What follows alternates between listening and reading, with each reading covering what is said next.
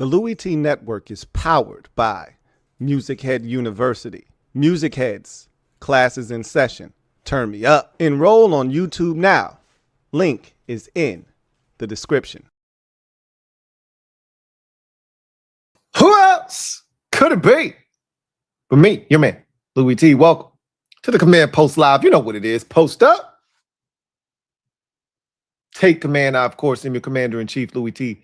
Thank you for joining me. Good morning. Hope you're doing well on this very frigid Tuesday morning. Got a number of topics to knock down this morning. That's why I came to you so early. These were things that transpired yesterday. Didn't get a chance to. And you know what? I feel like the team trolls me sometimes, or it just always seems like either when I get off of a stream, soon as I get off, news breaks. There's certain things that you can count on. Death, taxes, and me getting off of a stream and news breaking immediately thereafter. Another thing that seems to become a trend here of late is I talk about something and then news of that thing then surfaces, right? So yesterday we talked about the quarterback coach position. We got none really right now. It's a vacant position for this team and no one was really talking about it.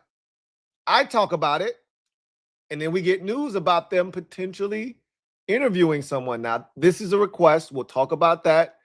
We're going to talk about the defensive coordinator position and, you know, a name that has surfaced for the Commanders as another potential interviewee and a guy that would probably be a really good fit here. We'll talk about all of those things and more. But before we do that, let's handle a little bit of house cleaning first. And so we'll start with the Commanders signing another player to a futures contract. Now, they signed defensive end Andre Carter. So Adam Peters told us in his exit press conference that this team wanted to get younger, they wanted to get faster, et cetera, et cetera. This is another guy you throw into the mix for the 90-man roster that you'll take into the spring and into the summer. Think of him as an insurance policy on Javonte Jean-Baptiste. Okay. I don't think both of them make the roster. There's a chance where that could happen, but he feels like if Javonte can't stay healthy, this is the guy that would take his place on the roster. Okay. 6'6", roughly 255-ish. Went to Army in college. Was actually a pretty solid defensive end during his career. Didn't get drafted. Was on the Vikings active roster his rookie season. He actually made their team, but never actually saw the field. Then bounced around the league, has been on various practice squads. Really never played in the NFL yet. So he really hasn't tasted what an NFL game is actually like. We'll see if he can figure it out here. We've heard, stories of guys that have bounced around NFL rosters and then finally stuck somewhere, found a home. Maybe Andre Carter could be that for the Commanders. Anything that's young, he's 25, 26 years old. I'm all in favor of bringing those guys on board and just kicking the tires and seeing what they can be. Anything that we have an extremely low bar, especially on defense. Anybody that's not 33 years old that they bring in here, why not? Right. So another reserves futures contract for the Commanders. They're loading up on these, as most teams do this time of the year once their season is over. So I just wanted to talk about this very quickly. Because I know there's still going to be some people out there, oh, McDaniel is taking OC interviews now. We should have waited. No, we shouldn't have. Okay. So this was from Ian Rappaport yesterday. Mike McDaniel will interview for the Lions OC job tomorrow, which is today. A potentially big fish for Dan Campbell. Now, what I want you to focus on is the Tom Pelissero tweet that Ian quoted and then commented on which says former Dolphins head coach Mike McDaniel will interview this week for the Browns, Falcons, Titans, and Ravens head coaching jobs. Per sources, McDaniel is also scheduled to interview for the Lions OC job. One of the NFL's top offensive minds is in high demand. So I just want you to keep in mind here that while he is interviewing for the Lions job in the event that those head coaching jobs don't work out, which is what he should be doing, keeping all his options open, there's still a process that has to take place. He has to interview for all of those jobs. He wants one of those jobs before he wants to be an offensive coordinator. So he's, again, what I'm essentially getting at is it's going to take time for him. I'm good with David Blau. As a matter of fact, last night, I'm pretty sure you guys have already watched this, but last night I was on YouTube, just perusing the interweb, and I had saved this JP Finley interview with David Blau a while back to watch. I don't know. And it just happened to pop up on my watch later tab. So I was like, oh shit, I should watch this. This is pretty relevant now. So it's about 5 minutes and some change. So I popped it on and I got excited. he said something to the effect of, I wake up in the morning and get out of bed to plan plays, essentially. Like, no, he said something. It was the same concept, right? I think it was something to the effect of creating plays gets me up out of the bed in the morning. I was like, he's diabolical. I want the coordinator that goes to sleep thinking about plays and wakes up thinking about how to diagram plays. That sounds like David Blau to me. But anyway, some of the most creative plays you've seen this team execute, they were David Blau masterpieces. So he feels like a ghostwriter, right? He's been penning hits for Cliff Kingsbury for 2 years now. He's been the guy behind the scenes that nobody's talking about, but he's penning all of these hits. He's a hell of a songwriter. He's a hell of a playmaker. I think he's ready to break out and be his own artist. Stop penning hits for others and make these hits for yourself. I think David Blau is ready to become his own offensive coordinator and start making hits for himself. We'll see, but I'm excited. So Mike McDaniel may land as an offensive coordinator. We didn't have time to wait. Just wanted to reinforce that. Anyway, as we continue on, we got word of this yesterday. This from Ian Rappaport. Former Arizona Cardinals coach Jonathan Gannon has a busy week ahead. Sources tell him and Mike Garafolo that his interview schedule is as follows. Tomorrow, which is today, he'll be interviewing for the Cowboys defensive coordinator position. On Thursday, or he'll be interviewing for the Commanders defensive coordinator position and Titans on Sunday. So he spread them out. Every other day, he's going to meet with another team. So today, Dallas Cowboys defensive coordinator position. Thursday, it'll be us. And then Sunday, he'll be interviewing for the Titans head coaching job. Of course, of those three, he would prefer the Titans head coaching job because he wants to get back in the mix as a head coach. If I were him, just being brutally honest, and you gave me a choice between the two defensive coordinator interviews, I'd choose the Dallas one just off of talent, right? Now, if you're talking about an environment, we'd win hands down. You know, who wants to work for Jerry Jones? Who wants to have an owner constantly looking over your shoulder, criticizing you in the public eye, talking after every game? That has to be tiresome. And I know coaches don't like that, but that's what you get with Dallas. That's what you sign up for. But if you're talking about from a talent perspective, Dallas has way more talent than we do on the defensive side of the football. So if you're looking to get back into the head coaching mix, the fastest way to do that is to have a defense that's already ready-made, ready for you to jump in, and all you got to do is put your scheme and your stank on it and turn it around, and boom, you're back as a hot name floating around next year. You come to Washington, we got work to do, man. It might take you a couple of years for this shit to get off the ground and to get to where you need it to be. Now, I will say this.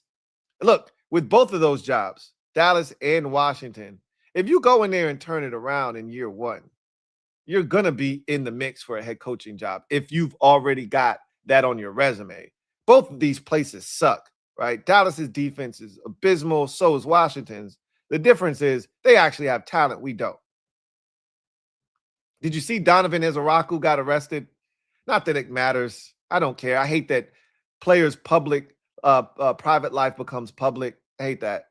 But I was just joking around with Rio yesterday because they sent it in the group text we have, and I said, "See, they could sense that he wasn't going to live up to the commander standard. That's why they didn't draft him." I kid. I think it was like a reckless, driving ticket or something. He was probably speeding, more likely than not. Nothing serious. You guys make sure you're driving safe out there. But Jonathan Gannon is an intriguing name. I'm gonna be honest with you, because that's what we do here.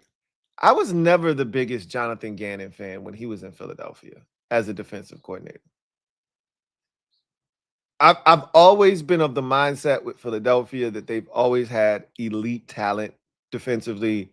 And as long as you weren't a doofus, you should be able to go in there and make it shake. I never felt like he was a great coordinator. That year, I bet you if you went and asked Eagles fans that year, I remember this very vividly. It's easy to have revisionist history after the fact because he got a head coaching gig. Eagles fans didn't love Jonathan Gannon.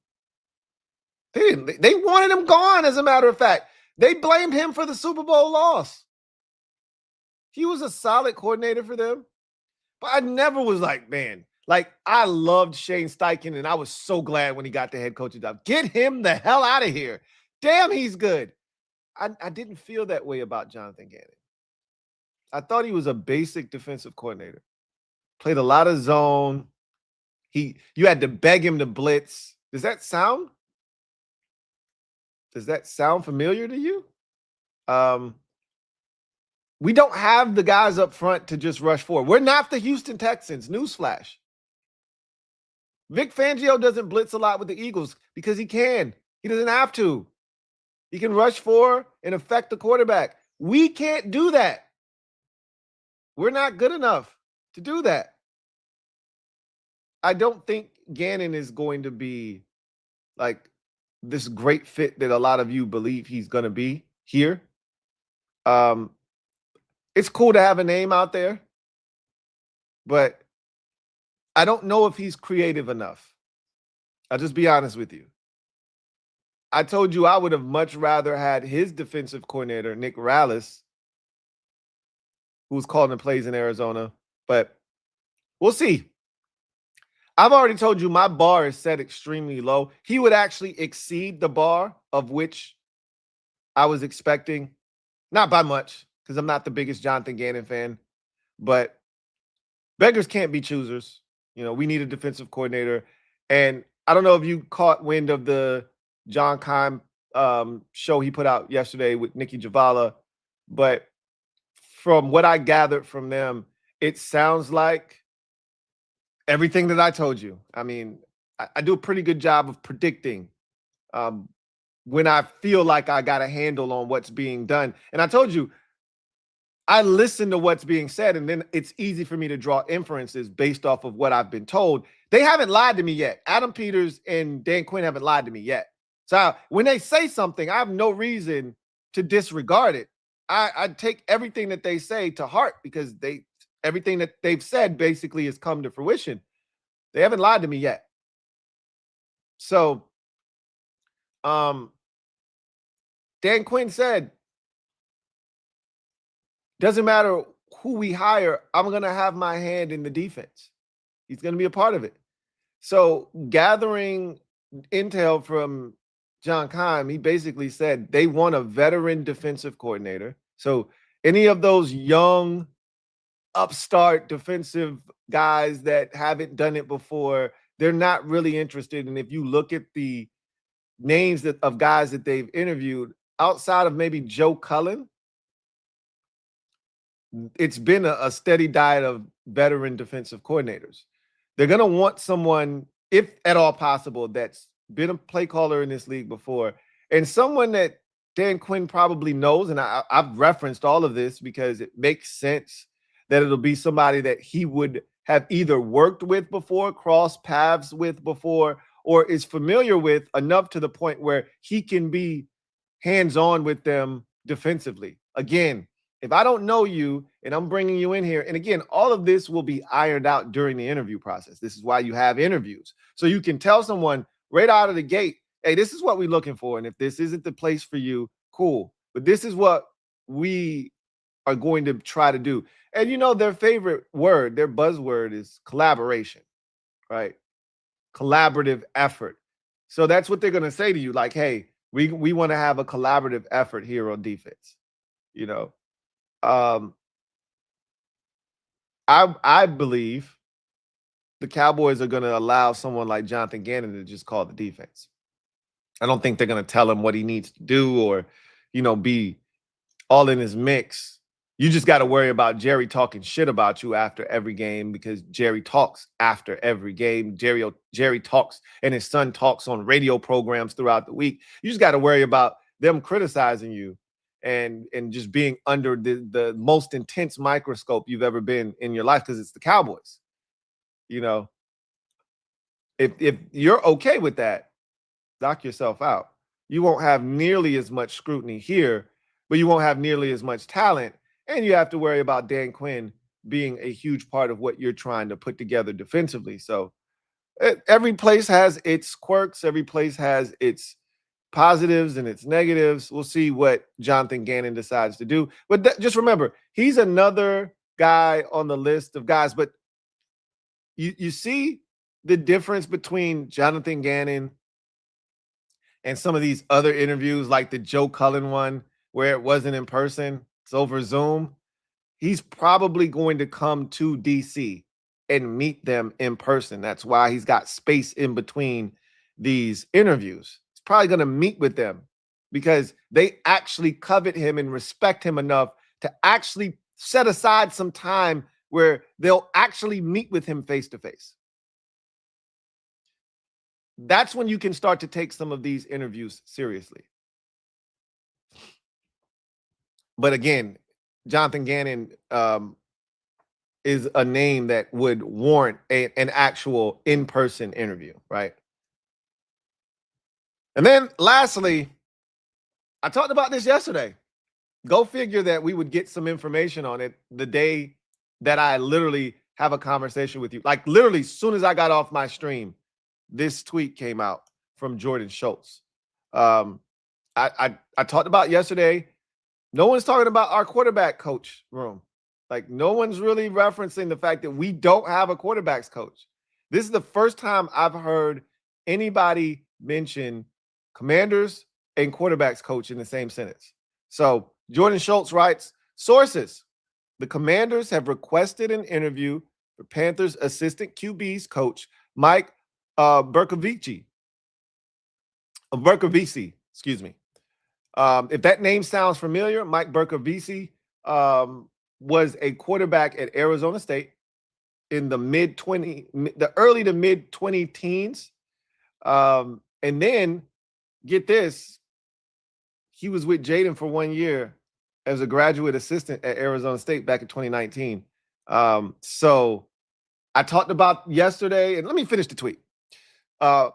Assistant coach Mike Bercovici for their quarterbacks coach position on David Blau's staff, offensive coordinator David Blau's staff. A former quarterback himself, just 32, Bercovici has played a big role on Carolina's staff working with Bryce Young. He also crossed paths with Jaden Daniels at Arizona State in 2019. So in bringing this up, Bercovici was a quarterback. I remember Bercovici being a quarterback at Arizona State. Then, got to the NFL undrafted, bounced around, ended up playing in alternate leagues, and then ended up going back to Arizona State as a graduate assistant for his first year in 2019. And obviously Jaden Daniels was there in 2019. And so they probably know one another, crossed paths that year. And I said yesterday, I think it's a pretty big hire because the guy that's going to be the quarterback's coach, assistant quarterback's coach, I'm assuming they're going to hire, both, is, and maybe they only hire a quarterback's coach and they let Brian Johnson continue to kind of wear different hats as the assistant quarterback's coach. But I said, that's a pretty important gig. I was watching that interview with JP Finley and David Blau last night that I told you about. And they talked about the little, trash can game they play where they throw the ball into the trash can.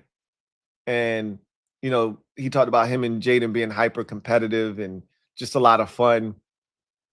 And, the relationships that you forge in those rooms are so important because, again, as I mentioned to you yesterday, you spend more time with your positional coach than you do with any other coach in the building. You're with your positional coaches all the time. How often is it? It depends on, how the offensive coordinator operates on game day. But most times when you see a quarterback go to the sideline after a drive and they're looking at the tablet, who are they looking at the tablet with? Again, if the offensive coordinator is on the sidelines, then he's probably doing it with the offensive coordinator. But probably 75 to 80% of the offensive and defensive coordinators in the league are up in the press box. A lot of times, you as the quarterback are off on the sidelines looking at the tablet with the quarterback's coach. Because that's the guy that's going to help you figure out things. Because that's the guy that you communicate with on a daily basis. It's a big position fill for this team. Because again, you're talking about the guy that we have the most invested in Jaden Daniels. He is the future of this franchise. He is this franchise for the foreseeable future. And as he goes, we go. He wasn't healthy last year. We didn't stand a chance last year. We want Jaden to be as happy, but more importantly, as comfortable as he can be. You want to surround him with as many good people. I don't know Bercovici, but he's young. I said this yesterday. I don't trust Dan Quinn to go out and find a young, hungry quarterbacks coach. I said they've got to show me they can go find young, hungry coaches in general. Well, this is one. I don't know if he did this on his own. I don't care who did it, honestly. I don't care who gets the credit for this. We also have to keep this in mind. And I'm not going to get too excited about Bercovici, even though I am excited about this news. It just showed that they're sniffing in the right direction. Young, hungry quarterbacks coach, right? And it cherry on top is that he worked with Jaden back in 2019. So there is a history there. That's the cherry on top. But he could have been at Cal and he's never met Jaden before. 32 years old. And we saw where Bryce Young was 2 years ago when he was first drafted and how much of a train wreck he was. And then Bercovici comes on board and helps turn Bryce around. Like he didn't do it by himself, obviously. There's a lot of hands that helped Bryce Young get to where he is now. But Bercovici was a part of that. And that's a great sign. And what we have to keep in mind, I don't want you getting too excited about this, is that Carolina could do the same thing that we did to Jacksonville last year. And that's the conversation that we're basically going to have today. Is that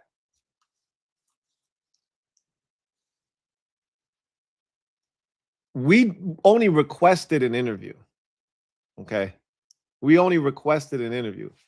A request doesn't get you anything. all it does is let the team that currently employs said coach that you would love to interview one of their staff members. That's it. They have the right to say, no, you can't interview our assistant quarterbacks coach. And while technically it is an upgrade in title, it's not a significant enough upgrade for them to not have autonomy to be able to turn us down. So basically what I'm saying to you is, if the Carolina Panthers value Mike Bercovici enough, like we valued David Blau last year, they could just simply tell us, no, you can't interview him. And that's that. We have to move on. It'd be very disappointing, but it happens all the time. We did the exact same thing to Jacksonville, if you recall last year. They called us about David Blau being our quarterbacks coach, or being their quarterbacks coach. He was our assistant quarterbacks coach last year. And we said, no, you can't interview him. We blocked him. They could do the same thing with Mike Bercovici. So, again, don't get too excited. But here's what I am excited about. I'm just big picture, right? Even if they're not able to interview Mike Bercovici, because I think if they interview him, they're probably going to hire him. That's what I think. I think he's their number one target there.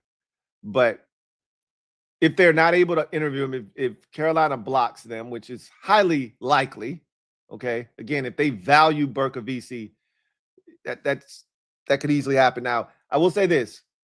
The biggest difference between us and them is they have an offensive-minded head coach in Carolina, in Dave Canales. So you're not hoarding your stuff, right?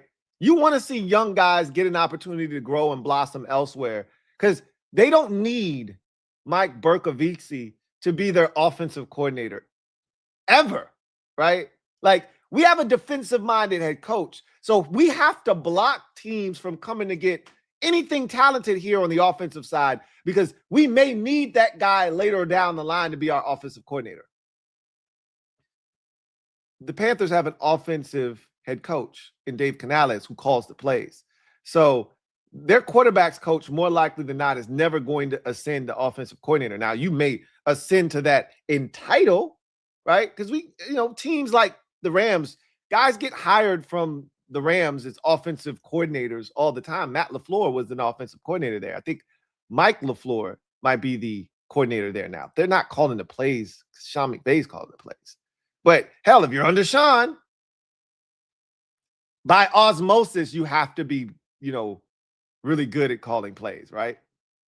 So theoretically speaking, yes, but they don't have to block guys in Carolina. But if they just truly value him being in that building and around Bryce Young, they could block him.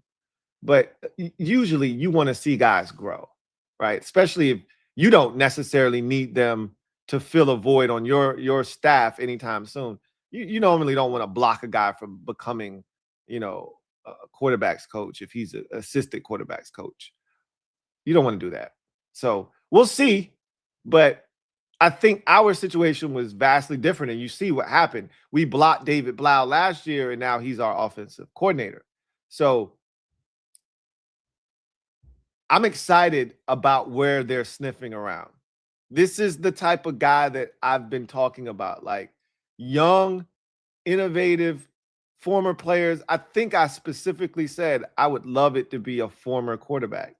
That's their type, right? Tavita Pritchard was a former quarterback. David Blau, former quarterback. Cliff Kingsbury, former quarterback. Brian Johnson, former quarterback. That's their type. Guy that actually played the position. And hell, Young is always better to me. More relatable, is in tune to what defenses are doing now. You're not stuck in the past. You can relate to these younger players. And I think this is a good sign if you're a Commanders fan. At least it is for me. I want to also give you guys an update. Hold on. Let me I saw Miss Perry. Shout out to Miss P. put something in the comment section of this video from Jeremy Fowler. I can't actually click on it, but I can go to his page and see what it is. Let's see.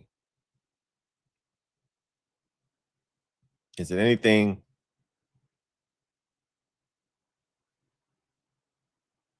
Let's see.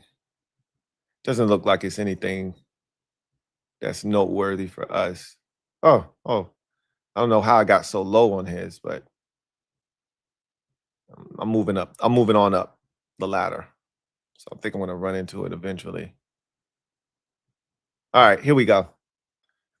So I'm going to go ahead and grab this for you guys as well. We'll throw this up on the screen. Shout out to Condo P, Miss Perry, for blessing us with this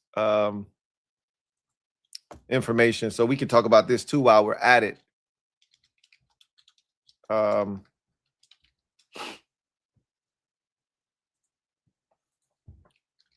So the Commanders have put in another request for a quarterbacks coach to be interviewed.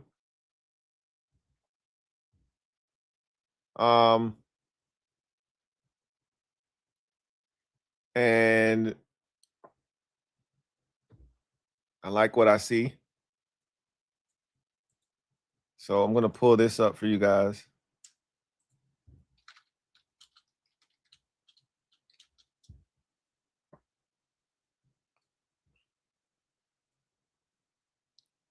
All right.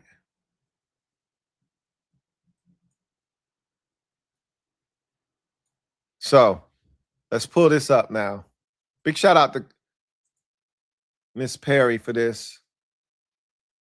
So I told you I like the direction that they're heading in, and this is what I was referring to. This is what you want to see. So this from Jeremy Fowler of ESPN. This just 11 minutes ago. The Commanders have requested to interview Falcons assistant DJ Williams for quarterback coach, per source. Williams, the son of Washington legend Doug Williams, helped Michael Penix Jr. the last 2 seasons develop in Atlanta. So, I mean, I don't know if they're doing Doug a solid here by interviewing his son. Michael Penix Jr., we haven't seen much of him. When we have seen him, it's been up and down, right? It hasn't been the greatest, we've seen when he's played, but he sure did light our ass up when we saw him. But ultimately, DJ Williams, Doug Jr., okay, he's 32 years old. He played quarterback in college. They have a type. I like that they have a type. I like that they're sniffing around young. And this is the premise of today's conversation, is that I like where their head is. I like where their head is. Their head is with a young, former college quarterback that can come in here and build a bond and relationship with Jaden. And you're hoping that that guy is then able to really learn from David Blau in the event that David Blau is what we think he is, and he ends up moving on and getting a job elsewhere. Somebody's got to be ready to step in and take over that mantle. We'll cross that bridge when we get there, right? I don't like having these conversations about guys getting jobs elsewhere. We've done that so many times that it usually doesn't work out. And so we had all of these frivolous conversations for no reason. So I'm not going to do that. But you do have to plan for the future. This is why I hate having a defensive-minded head coach, because you always have to constantly be planning for the future. Unless you get a Josh McDaniels type that isn't going anywhere, that will never get another head coaching job, where you don't have to worry about that shit, then you're good. But when you have a defensive-minded head coach and you have a coordinator that could potentially go out, if he's great, get a job, you have to constantly be prepared for what's next. So I like where their head is. 32-year-old Mike Bercovici, 32-year-old DJ Williams. I like where their head is. And that's big picture for me. They're looking at the right type of candidates. Young, former quarterbacks, they got a type. And that's a good sign for us. That's a really good sign for us. We'll get a word from our sponsor, come back on the other side, and get to the comment section, and we'll get you out of here. Sleeper. Sleeper is the best way to experience and connect over sports together. It's a one-stop shop for all of your sports needs. You can celebrate and chat in the games in real time with other users, get the fastest scores, blazing fast news and alerts right at your fingertips. Play in fantasy leagues and win real money on picks contests. So enjoy sports the way they were meant to, together. Download the #1 sports app today. Predict the hottest football stats like passing yards, receiving yards, touchdowns, interceptions, and much more to cash in on your daily fantasy football skills. Use promo code LTN and Sleeper will match your first deposit up to $100. Terms and conditions apply. See Sleeper's terms of use for details. Currently operational in over 25 states. Check out Sleeper today. Sleeper. All right, shout out to Sleeper for sponsoring this stream. Let's get to the comment section, see what you guys have to say, and then I will get you out of here on this frigid Tuesday morning. So, Door Gunner, thank you for the super chat. Greatly appreciate you. Thank you for being a member of the MOBB. My guy, Door Gunner, writes, Steelers are the Cowboys of the AFC. I don't see that. That they couldn't be two more different organizations. You'd have to explain yourself as to why you feel that way, because I see no similarities, no contrast between the two teams. I'm assuming you're talking about not winning in the playoffs, but they get there every year, which the Cowboys do not. The Cowboys actually have a quarterback. Like, if you gave Mike Tomlin Dak Prescott, he'd win in the playoffs. The problem is Mike Tomlin's got a new quarterback almost every year, and he still makes, like, Mike Tomlin made it, had a 8-8 record in a year where he had a guy named Duck Hodges starting for him. Like, the two are not the same, okay? But I'm assuming you're just talking about getting to the playoffs and not winning. Dallas, they're not in the playoffs every year. And look, we can't say this very often, but Dallas has a more recent playoff win than the Steelers do. So, yeah, I don't see the analogy. I don't see, like, they couldn't be two more different organizations. And I think you're just talking about strictly from a playoff victory standpoint. Cowboys actually won more recently than the Steelers have. Video channel, thank you for the super chat. Greatly appreciate you. Thank you for being a member of the MOBB. My guy, Video Channel, writes, Lou, Video Channel. Damn, we are already in contract year with 5. Also, I think DQ is gonna time. Also, I think DQ is gonna. You fit. I assume you left a word out there. I don't know if it's need time to get this roster right. I think that's what you were trying to insert there. Full contract for DQ, stadium timeline. We'll see. Again, this is a league that waits for no man. So if you are looking for time, you have to create it with the way your team performs. You want time, you need to go out and win some football games. That's how you create an opportunity for you to get the time you need to build the roster the way. You can't go 5-12. You can't have a losing streak where you lose 7 straight games. You can't lose games every week by 3 touchdowns or more and expect time to be given, grace to be shown. He bought himself all the time he could have asked for in his first year here. All he had to do was follow it up with another solid season. Even if we didn't make the playoffs and we went 9-8, we wouldn't be having these discussions about DQ. Granted, he can't control injuries. He couldn't control the Terry situation. All of these things were hindrance to him following up what was an epic year one with a solid encore.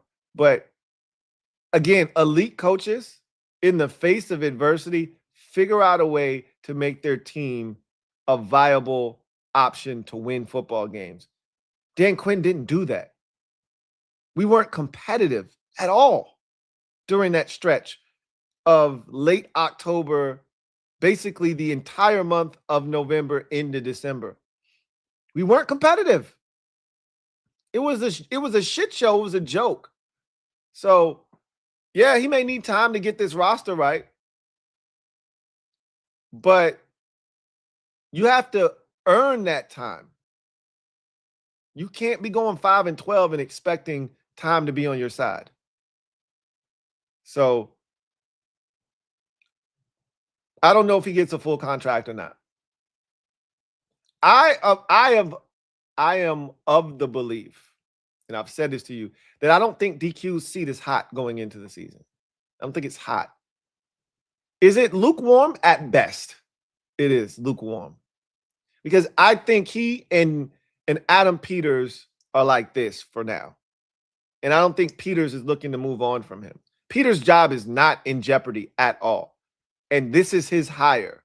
So I think they are going to try to fix this together. So I don't see Dan Quinn going anywhere, but it's got to be better than it was last year, without question. Before I get to this next super chat, I want to say this before I forget because my mind is bad sometimes. I just wanted to give you guys an update on Derek B. He gave me the thumbs up last night at around 8 p.m. that he's fine and that his surgery went well. I told you, when prayers go up, blessings come down. Thank you all for all of your prayers for Derek B. Our prayers were answered. He is fine. And so that's why I love the mob, because we take care of our own. And just wanted to let you know that Derek B is resting comfortably after his open heart surgery. So one of ours is just fine. Shout out to Derek B. Speedy recovery, my guy. Can't wait till you're back tormenting everyone in the comment section. Looking forward to hearing from you in the very near future. So just wanted to put that out there. Our guy Derek B is fine. Gave me the thumbs up last night. So wanted to spread that message to all of you. Door Gunner, thank you for the super chat. Greatly appreciate you. Double up. Thank you for doubling up. Who writes, blickety blow. Your movement definitely happening. I hope so. It can't happen unless he's successful. It can't happen unless he's successful. But I'm excited. I'll tell you that much. I'm excited. I'd be lying to you if I said I wasn't.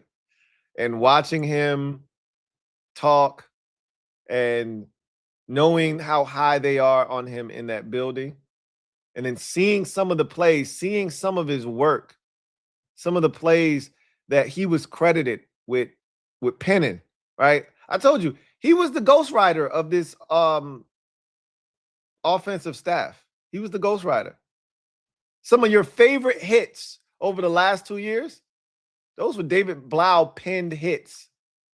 So some of those cute screens that we was like, oh shit, look at Cliff. Nah, that wasn't Cliff. That was David Blau ghostwriting. That was David Blau penning that hit. Go look at the credits. You'll see right at the bottom, written by David Blau. Performed by Cliff Kingsbury. But that's where the real money is. Songwriting. David Blau has a chance, man. He has a chance. So I'm excited.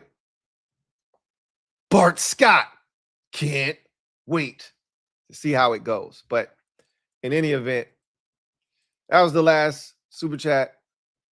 So shout out to Miss Perry for providing us with that news this morning that the Commanders have also requested an interview with, well, they're going to interview because he's I would assume, no longer on that Falcons staff. They fired their head coach and their general manager. So everybody that was on that staff is now technically a free agent.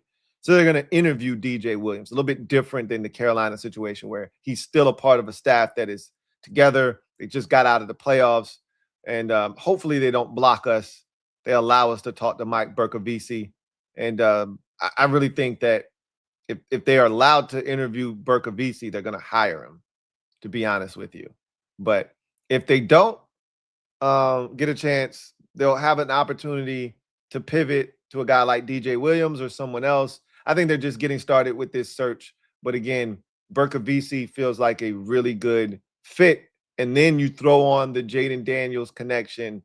I think it's a no-brainer if they get the chance to interview Mike Bercovici. So we'll see if that happens or not. I think they're doing Doug a solid. And why shouldn't they, right? We see this all the time in the NFL. We had Luke Del Rio here as a, quality control assistant. Like, guys hire their kids all the time. Why can't Doug get his son an interview here? Son's looking for work. Just got fired because, relieved of his duties because the head coach that he was under got fired. Why can't Doug's son get an interview? I don't see anything wrong with it. Hopefully, he gets the interview, and if he kills it, maybe he'll become the quarterback's coach here. Who knows? But we're heading on the right path. That's all I know. That's the biggest thing that I've gathered. So I like where their head is. Young, former quarterback.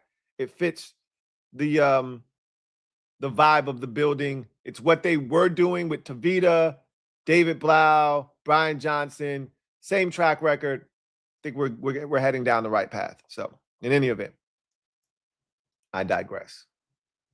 You guys have a good one. Take care. You know what this is. Post up. Take command.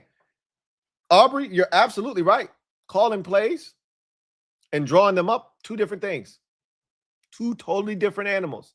You got to be able to string plays together. You got to know when to call plays. Drawing them up and calling them, two different things. Not all songwriters are great performers, right? Not everybody can sing and deliver a song. You may be able to put those words on the pad, but some other artists may actually be able to make those words come to life. You may not be able to do it. You're not wrong. Only one way to find out. Only one way to find out. I digress. You guys, have a good one. Take care. Post up. Take command. I'll see you guys a little bit later on this evening. If anything happens of note, I'll be back. If not, then I'll probably see you later if the Commanders Kings ride tonight. If not, I definitely have a kickback session today for sure, among other things. So you'll see me again more likely than not today. But enjoy the rest of your day. You guys have a good one. Peace.